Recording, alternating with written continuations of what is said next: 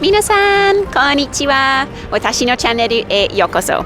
Hello and welcome to my channel. Today I am rushing off for some sushi because I am absolutely ravenous. My family have all gone off to, well, they've gone for an adventure. They're going to Nara, Kyoto, Osaka, Kobe, and basically this leaves me with a couple of days after my wedding to do my own thing for a little while. So I just want to sit down with you with some delicious sushi and tell you about some of the things that my family have found particularly surprising, the delights or surprises or charms of life in Tokyo. So let's sit down and I'll tell you in more detail about their real true feelings.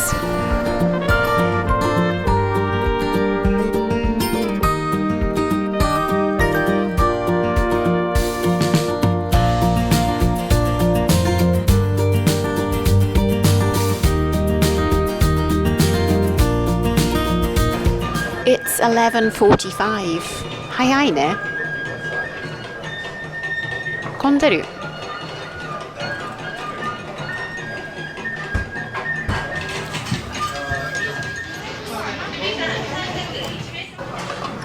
Most important things first. Everything looks so delicious. I absolutely love this shop as well. どうしようかな。うなぎは美味しい。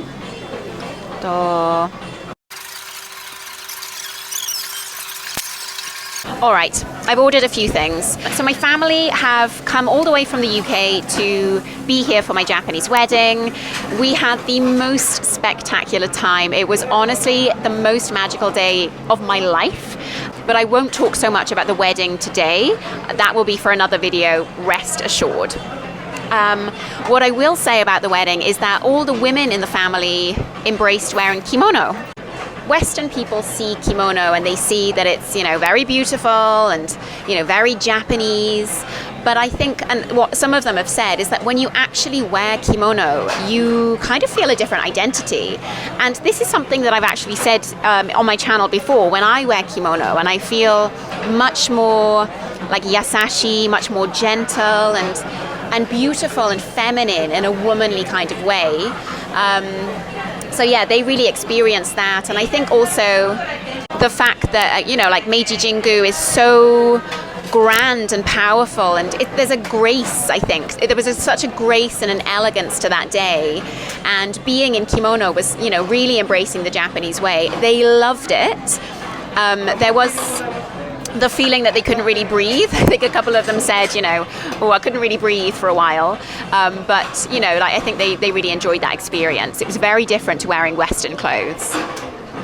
So yeah, basically my family really love Japanese culture. They're very interested in, just trying things. And of course, the life here in Japan is very different to that in the UK. They ask a lot of questions. They're like, why do people tend to do this? And when I explain, usually their face goes from kind of like confused to being like, wow, that's so nice. And I get the feeling that, they're kind of like, what an amazing place to live. A lot of the conversations with my family have made me think this. Like, I felt like two things. I felt like one is I'm so lucky to live in this country, so blessed. And the second thing that I've thought is how much I've adapted. So one thing that my mum particularly found kind of strange is the katakana and hearing Western words in a very sort of Japanese accent. すいません、ありがとうございます。おいしそう。いいね。So when someone dropped off some flowers at my house, they said it for my name and they said Alexandra in the katakana way. And my mum was kind of like, oh, you have a completely new name. You're Alexandra. But for me, it doesn't sound, I don't hear that distinction anymore. I'm Alexandra. Whereas for her, it was kind of surprising and maybe a little bit difficult to understand, I think. So that was just one thing that she noticed. Now I have to eat. ごめんね。いただきます。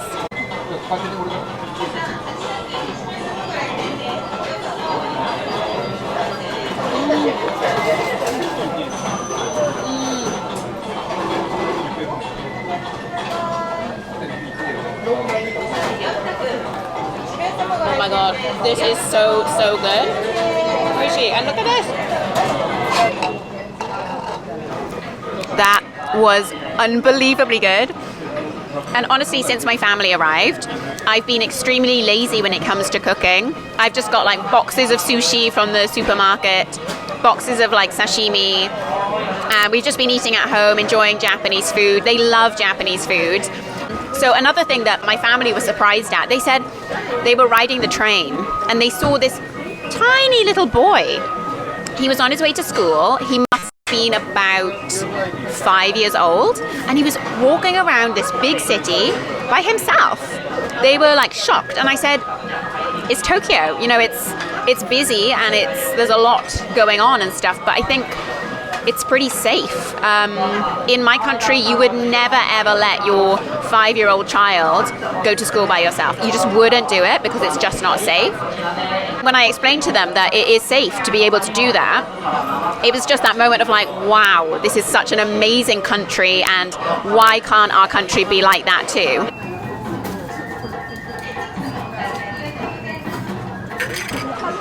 There's actually quite a lot of things that are kind of like, why can't our country be like that too? Like, I think they noticed in various ways how it's not just about like what I want and what I need. It's more about considering the people around you. And so it's kind of like, even in a cafe, when you clear up after yourself, you consider the people who are next.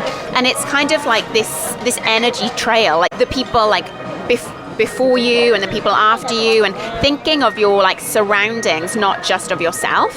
I think this is what creates such a beautiful harmony basically in Japanese society. And it's not even like, oh, I have to think about other people, but okay, I just got told off, so I'm going to do this later in a more quiet vicinity. Let me just eat my sushi and I'll speak to you later. Sorry, this video is all over the place. I am now doing some shopping for dinner. It seems to be a very food-oriented day today.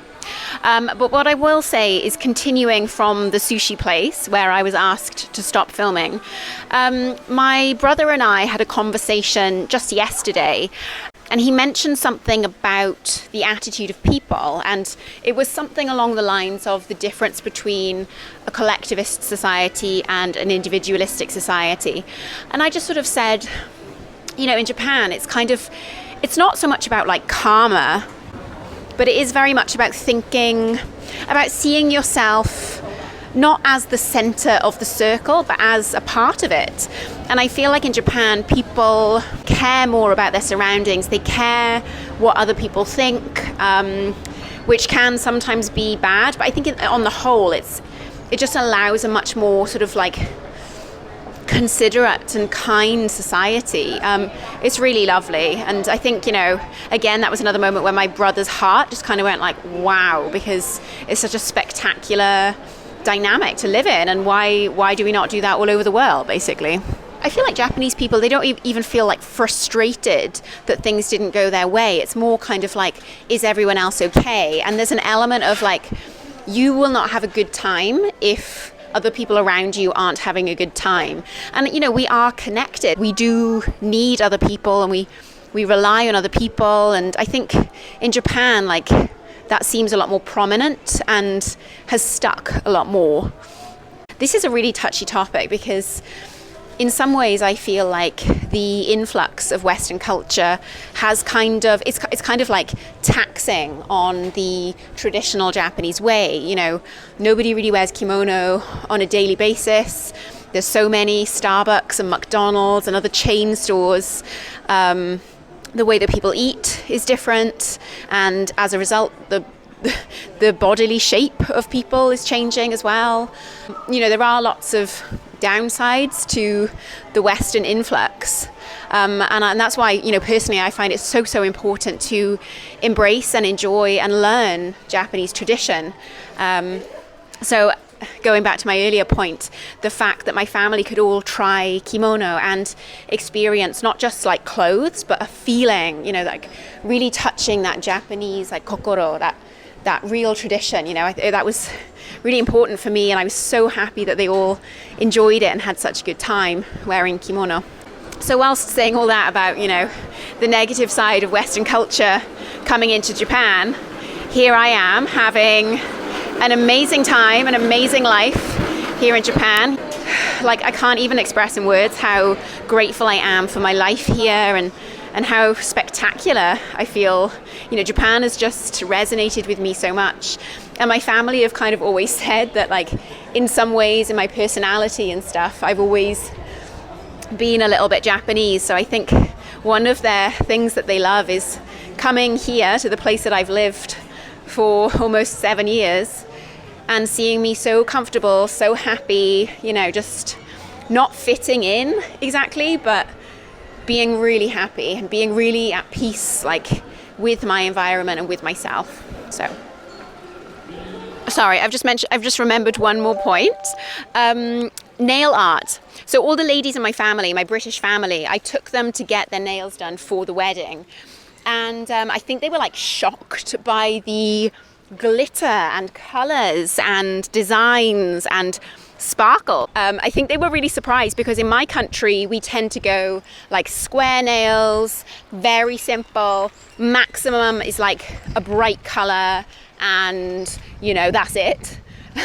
So like the Japanese nail art is something else. It's like way different level.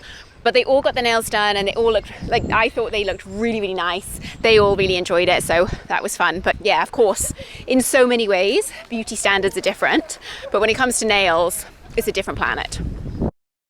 Okay, this is my third and final destination. This video is taking me so long to make. Apologies for the slightly chaotic video this time. I have 2 more points to make based on what my family have told me, surprised them about certain aspects of life in Japan. And one is something that happened on the way to Team Labs. That's something that I did with my family. It was absolutely amazing. If you've not been to Team Labs yet, strongly, strongly recommended. But I will talk more about what I've been doing with my family in a different video. But for now, basically, we had a short walk and we walked from the station to Team Labs. And we were walking along the road on the side opposite. And my nephew, who's about 14, said, "Should we just cross here?" And I was like, "No, we cross at the crossing." And to be honest, like sometimes I think, yeah, we should just cross the road, like nothing's coming, it's a small road. But this was a dual carriageway. This means like 4 roads, 2 on each side, and between these 2 roads was like a fence. So we'd have to like run dangerously across like a really busy, almost motorway, and then like jump over a fence and then cross the rest of the road. And I was like, sorry, but I've lived in Japan too long now for that to be okay. And I think it's just that element of like, Japan has provided some really comfortable systems or reliable systems that make life here really comfortable. So I just thought that's a funny one because I do remember when I first came to Japan being kind of frustrated, like, can't we just cross the road now? But now that's definitely something it's become much more a part of me, is kind of allowing the rules to shape society and in my desire to kind of fit with that, just following them myself.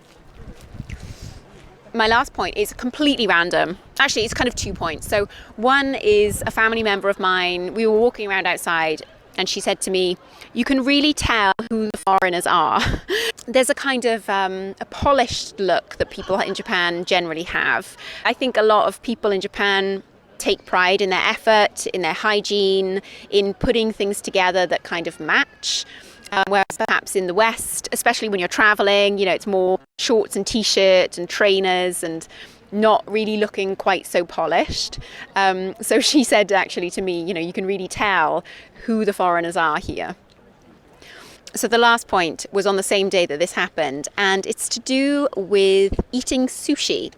Now, I've eaten a lot of sushi with my family. As I told you earlier, they really enjoy sushi, and especially in Japan.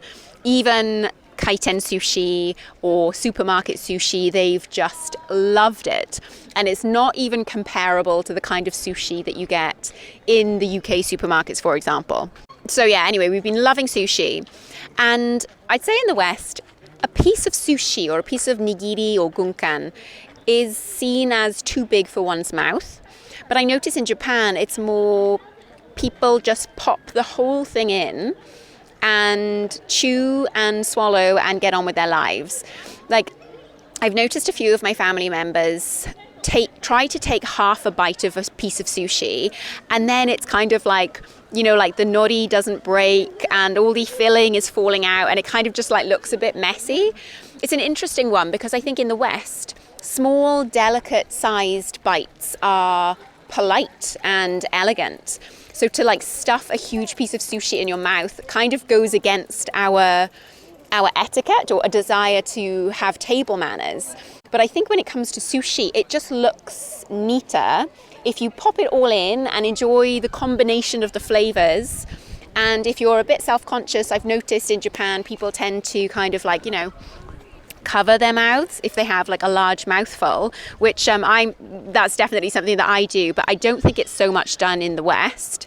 Please let me know what you think about this sushi eating etiquette. Like, what should we do? Should we slice it in half? Should we ask for a tiny piece of sushi? I don't know. I enjoy the big mouthful of delicious rice and fish and everything. So I'm very happy with the Japanese style, but I can understand why Westerners might feel a bit uncomfortable with putting the whole piece into their mouth at once. I hope you enjoyed this video. Please leave your comments. I'd love to know your thoughts on any of these points that I mention. Also, be sure to check the other videos that I mentioned about what we've been doing, as well as my more in-depth story about our wedding, because it was, as I said, the most magical day of my entire life. Okay, minasan, arigatou gozaimasu. Ojiken made. Mata ne. Bye bye.